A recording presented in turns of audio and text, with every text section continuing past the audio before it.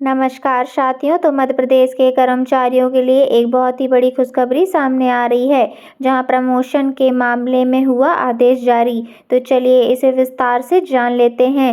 लेकिन उससे पहले अगर आपने हमारे यूट्यूब चैनल एमपी एम्प्लॉयज़ को सब्सक्राइब नहीं किया तो ऐसी लेटेस्ट जानकारी के लिए हमारे चैनल को सब्सक्राइब करना बिल्कुल न भूलें। मध्य प्रदेश हाईकोर्ट में प्रमोशन में आरक्षण को लेकर सरकार की नई पॉलिसी को चुनौती देने के मामलों में मंगलवार को सुनवाई हुई। इस दौरान अध्यक्ष और सपक्ष की ओर से दलीलें पूरी की गईं। सपक्ष ने हाईकोर्ट के सामने कर्मचारियों के ग्रेटेस्ट के आंकड़े भी रखे गए।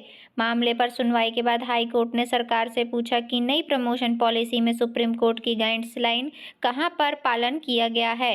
कोर्ट ने यह भी पूछा कि आरबी राय मामले में बताई गई कर्मियों में पूरा करने के लिए सरकार ने क्या कहा है। हाईकोर्ट ने पूछा कि पुरानी पॉलिसी में किन सुधारों के बाद नई पॉलिसी लाई गई है। मामले पर सुनवाई के दौरान कोर्ट ने राज्य सरकार को जवाब देने के लिए 1 सप्ताह का समय दिया है।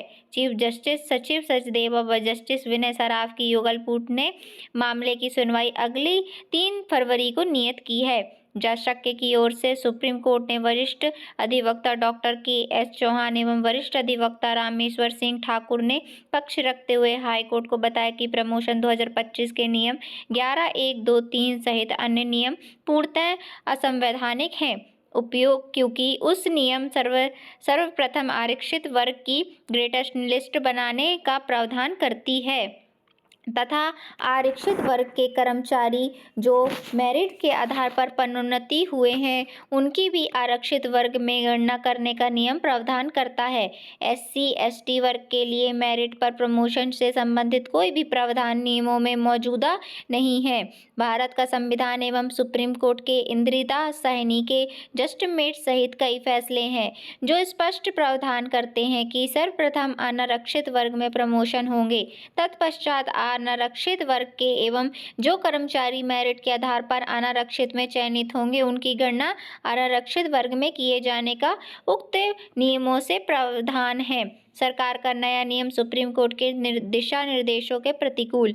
सरकार का नया नियम पूर्णतः रूप से सुप्रीम कोर्ट द्वारा दिए गए दिशा निर्देशों के प्रतिकूल है। इस पर हाईकोर्ट द्वारा कहा गया है कि जब नियमों में इतनी बड़ी त्रुटि है तो आपसे इसे चैलेंज क्यों नहीं किया। इस पर जाकश संघ की ओर से कहा गया है कि संघ नहीं चाहता है कि न्यायिक प्रतिक्रिया के कारण प्रमोशन बाधित हो। सपक्ष की ओर से अधिवक्ता अमोल श्रीवास्तव ने पक्ष रखा। सुनवाई पश्चात न्यायालय ने उक्त निर्देश देते हुए मामले की अगली सुनवाई 3 फरवरी को निर्धारित की है। आई होप साथियों आप लोग को जानकारी पसंद आई होगी।